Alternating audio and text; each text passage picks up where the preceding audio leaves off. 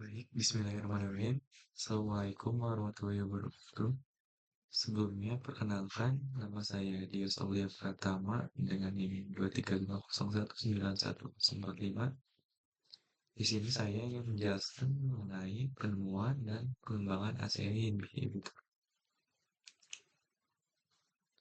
Oke, dimulai dengan latar belakangnya, di mana hipertensi merupakan penyakit kronis yang sering tidak disadari penderitanya, namun memiliki resiko tinggi terhadap penyakit jantung dan ginjal, yang dimana bisa kita lihat di sini ada key fact-nya yang dimana saya ambil ini dari websitenya WHO atau World Health Organization, yang dimana dari WHO itu sendiri dijelaskan bahwa kurang lebih orang dewasa yang sekitaran umur 30 sampai 79 tahun hipertensi di 2024 tuh sekitar 33% populasi di range-nya segini, dan itu emang terbilang besar juga.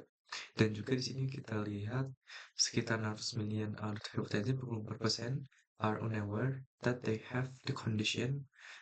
Mereka tuh sekitar 600 million nggak sadar gitu mereka tuh ternyata kena hipertensi. Maka dari itu di sini ACE inhibitor merupakan terapi penting untuk hipertensi, berfungsi untuk mengurangi tekanan darah dengan menghambat enzim yang mengubah angiotensin 1 menjadi angiotensin 2, yang dimana penggunaan jangka panjang sangat dibutuhkan mengingat tingginya prevalensi hipertensi di dunia dan di Indonesia yang tadi saya sudah sebutkan, dan juga yang dapat merusak organ vital, atau bisa dibilang hipertensi ini induk dari anak-anak penyakit yang akan menyebabkannya itu rata-rata induknya dari hipertensi begitu. Oke. Oke, jadi tujuan pembahasan kali ini yaitu dari penemuannya itu sendiri, yang dimana penemuan ACE inhibitor dan dampaknya terhadap pengobatan hipertensi dalam sejarah medisnya itu bagaimana. Dan juga hubungan strukturnya juga tentu saja untuk meraihkan optimasi struktur kimia dan bagaimana hal ini meningkatkan aktivitas ACE inhibitor secara signifikan.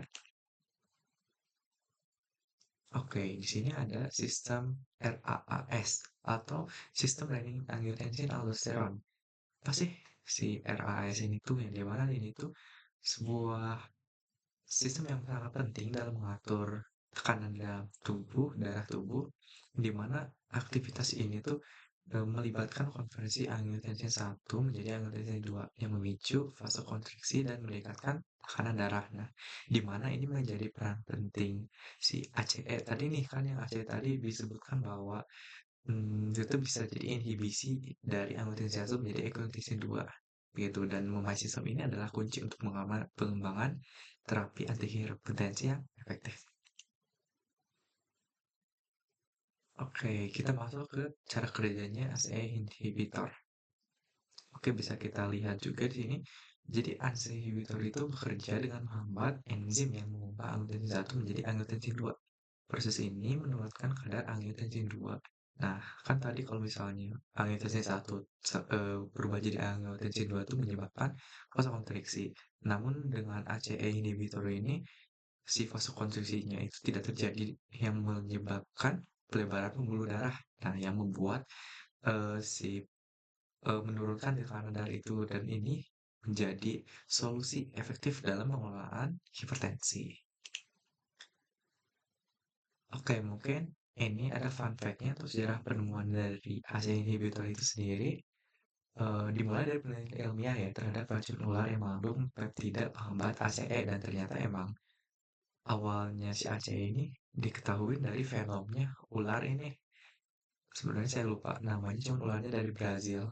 Dari yang kata-kata yang saya suka tuh ada yang berapa kata yang bilang from viper tuh vaso dilatasi. Dan juga penelitian ini bukan juga bagi pengembangan captopril ya, dari penemuan awal-awal dari ACE ini, yang dimana lahirlah si captopril ini, yang dimana ACE inhibitor pertama, dan juga yang memberikan landasan yang kuat dalam pengobatan hipertensi tentu saja untuk kedepannya. Karena kan tadi sudah disebutkan bahwa hipertensi itu mempunyai prevalensi yang sangat tinggi, bahkan rata-rata di dunia itu kadang nggak sadar bahwa dirinya terkena hipertensi.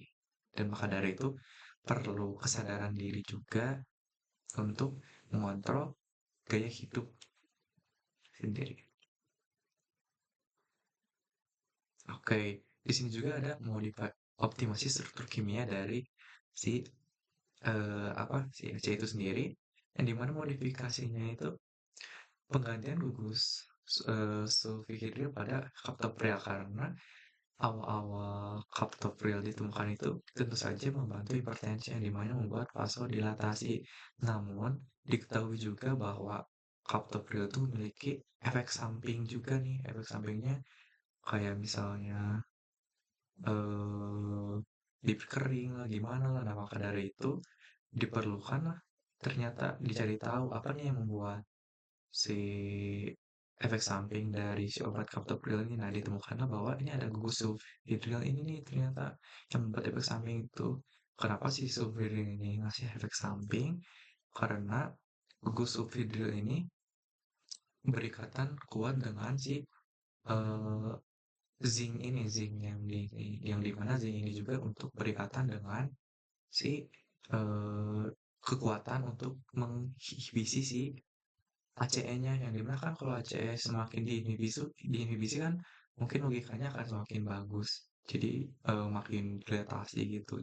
Namun perlu diketahui efek sampingnya juga atau efek toksisitasnya juga semakin naik. Maka dari itu kita diperlukan sesuatu yang lebih optimal lagi, nggak berlebihan efeknya dan juga sekedar cukup gitu tanpa efek toksik yang sangat tinggi. Nah, maka dari itu pergantian glukosilase juga menjadi sebuah optimasi juga dalam struktur kimia nanti pada ACE ini dan melahirkan obat-obat yang baru kayak Sopril dan lain-lain seperti itu. Oke, kita masuk ke aktivitas farmakologinya. Di sini ACE inhibitor itu berfungsi untuk menurunkan resistensi dalam pembuluh darah serta memberikan proteksi signifikan terhadap organ vital seperti jantung dan ginjal. Penggunaan obat ini membantu mengurangi tekanan darah tinggi dan menjaga kesehatan jantung secara keseluruhan. Jadi emang ACE inhibitor ini memiliki potensi yang sangat luas dan menarik juga sih untuk eh, peneliti lebih lanjut. Nah, seperti yang disebutkan di sini sebelumnya, jadi ACE inhibitor juga terutama dari generasi pertama itu mempunyai banyak sekali kekurangannya atau risiko penggunaannya itu sendiri, termasuk efek sampingnya kayak batuk kering yang disebabkan oleh peningkatan bradikinin atau yang tadi juga intensitas kimia dapat meningkatkan profil terapi dan mengurangi kemungkinan efek tidak diinginkan pada pasien.